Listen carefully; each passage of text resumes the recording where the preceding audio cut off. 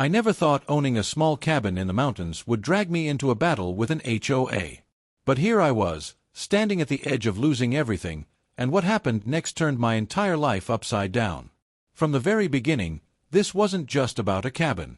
It was about power, pride, and the way ordinary people are often pushed around by rules that don't make sense.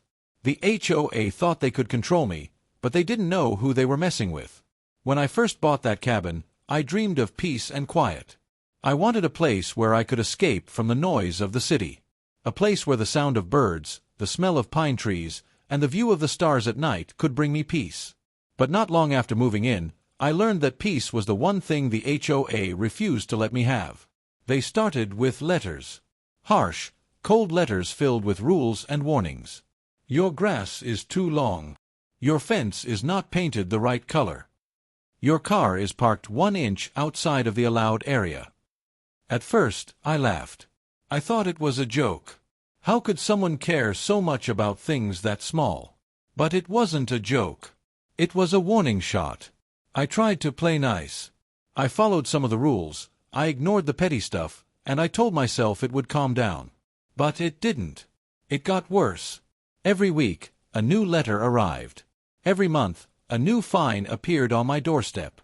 Slowly, they built a mountain of claims against me. They were waiting for the moment I couldn't fight back anymore. Then came the threat that shook me to my core. The HOA announced they were planning to auction my cabin. They claimed I owed them thousands in unpaid fines, and they were ready to take my home. Imagine opening a letter and realizing strangers were about to steal the very roof over your head, all because of grass, paint, and parking. My hands shook as I read the words. My chest burned with anger. This wasn't just about rules anymore. It was war. At that moment, something in me changed. I was no longer the quiet cabin owner. I was no longer the guy who wanted peace. I was the man who would fight. And not just fight to save my cabin. Fight to show them what happens when they push too far. I spent nights awake, sitting at my kitchen table, staring at the firewood burning in the stove. I asked myself over and over, how do I beat them? Every option felt impossible. They had lawyers, they had money, they had power. But then, one night, an idea hit me so hard I couldn't sleep. If they wanted to auction my cabin, fine. Let them try. But what if I turned their plan against them? That idea grew into a plan. A wild, risky plan. And it started with one decision. I wouldn't just save my cabin. I would take everything they had. The auction day came faster than I expected. I drove to the event with my heart pounding like a drum. The parking lot was full of cars, and inside the hall, I saw people whispering, pointing, and waiting for the show. To them, I was just another homeowner about to lose it all. But I walked in with a smile. They didn't know the storm I was about to unleash. The HOA members sat at the front, smug looks on their faces. They thought it was already over. They thought they had won. But as the auction began, I raised my hand, not to defend my cabin, but to start bidding on everything they put up. Property after property. Lot after lot. I didn't just fight back. I started taking control. People gasped. The room buzzed with whispers. Who was this guy? Why was he bidding on everything? The HOA leaders looked confused, then worried, then angry. Their power was slipping through their fingers, and they didn't know how to stop it. I kept bidding. My voice grew louder, my confidence stronger. I could feel the weight of years of frustration lifting off me with every win. Each strike of the auctioneer's hammer wasn't just a purchase. It was revenge. Sweet, burning revenge. And then, the moment of silence came. The auctioneer announced the final property. The room froze. Everyone stared. I raised my hand one last time. The hammer dropped. I had done it. I hadn't just saved my cabin. I had bought their entire set of properties. The HOA that once tried to crush me now stood powerless. Their own greed had become their downfall. The cabin that was once a symbol of my escape was now a symbol of victory. But this was only the beginning. Because winning the auction didn't just change the HOA. It changed me. I realized how far I could go when I refused to give up. I realized that sometimes the only way to win against bullies is to beat them at their own game. And the best part? I wasn't done yet. Owning those HOA properties felt like standing on top of a mountain I had once been forced to climb. For years, they had tried to crush me with rules, fines, and threats, and now, suddenly, I held their power in my hands. But victory is never as simple as it looks. Because with power comes responsibility, and with responsibility comes choices that define who you are. The morning after the auction, I walked out of my cabin and breathed in the crisp mountain air. The sun rose slowly, painting the sky with shades of orange and gold. For the first time in months, I felt peace. But deep down, I knew this was just the calm before the storm. Because the HOA wasn't just a piece of paper, it was people, neighbors, families, retirees, who had been under the same rules I had just destroyed. And now they were looking at me, waiting to see what I would do. Some saw me as a hero. They came up to me with handshakes, hugs, and even tears in their eyes. They told me stories of how the HOA had bullied them too. Stories of ridiculous fines, of being told what color their curtains could be, or how many cars their kids could park in the driveway. To them, I wasn't just the man who bought back his cabin, I was the man who broke their chains. But not everyone celebrated. There were whispers in the corners, faces that looked at me with suspicion. Some said I was no better than the HOA. Some feared I would become the very tyrant I had fought against. And I understood their fear. Because power can change a person.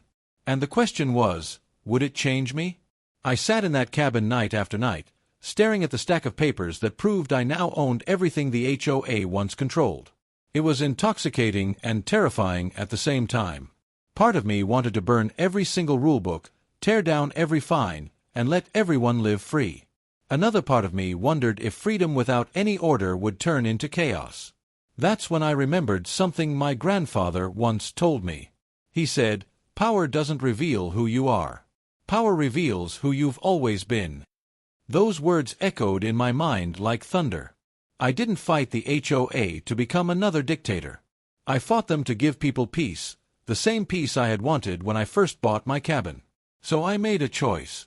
A bold one. Instead of running the HOA the way they did, I decided to tear down the entire system. No more pointless fines. No more rules about grass height, fence color, or where you could park your car. The homeowners deserved freedom. Real freedom. The next community meeting was unforgettable. The hall was packed, every chair filled, people standing shoulder to shoulder, waiting for me to speak. I walked up to the front, holding the microphone in my hand, and for a second, I felt my heart pounding like it was going to burst.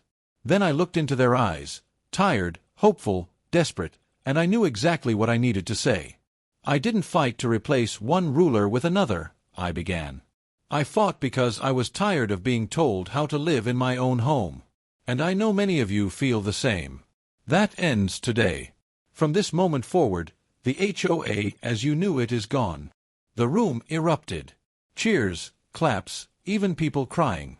For the first time in years, they were free. Free to paint their houses any color they wanted. Free to enjoy their yards without measuring every blade of grass. Free to live without fear of a fine showing up in their mailbox. But freedom came with new challenges. Without the HOA, things weren't going to magically be perfect. Trash still needed to be collected. Roads still needed repair.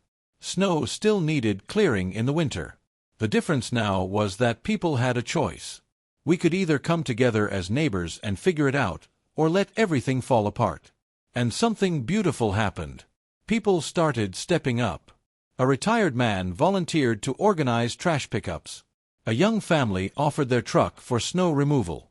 Neighbors began helping each other instead of fighting with each other. The community that had once been divided by rules and punishments was now united by trust and respect. Still, not everyone was happy.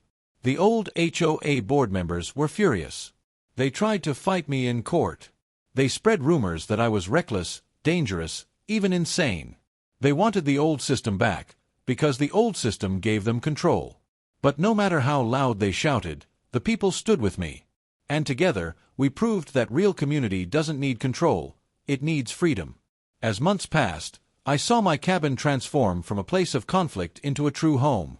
I would sit on the porch in the evenings, listening to kids play in the yards, watching neighbors wave to each other, and feeling something I hadn't felt in a long time: peace. Looking back, I realized something important. The battle with the HOA wasn't really about property, money, or even rules. It was about dignity. It was about standing up when someone tries to take away your right to live freely. And it was about showing that one person, no matter how small, can stand against a giant and win. If you're listening to this, I want you to take this lesson with you. Don't let anyone bully you into silence. Don't let anyone convince you that you're powerless. And don't let fear stop you from fighting back. Because sometimes, the very thing meant to break you becomes the fire that makes you stronger. I lost sleep, I lost peace, and I almost lost my cabin. But in the end, I gained something far greater. I gained freedom, I gained respect, and I gained the chance to live life on my terms. And if you've ever felt trapped, bullied, or cornered, I want you to know this: you're stronger than you think. Sometimes, the fight feels impossible. Sometimes, it feels like you're standing alone against the world. But when you refuse to give up, when you push back, when you fight for what's right, you'll be surprised at how powerful you really are. So here's my call to you. If you're facing your own battle, whether it's an HOA, a boss, a bully, or even your own doubts, don't back down. Stand tall. Fight hard. And remember this story. Because if I can turn the tables on an entire HOA, you can turn the tables on anything standing in your way.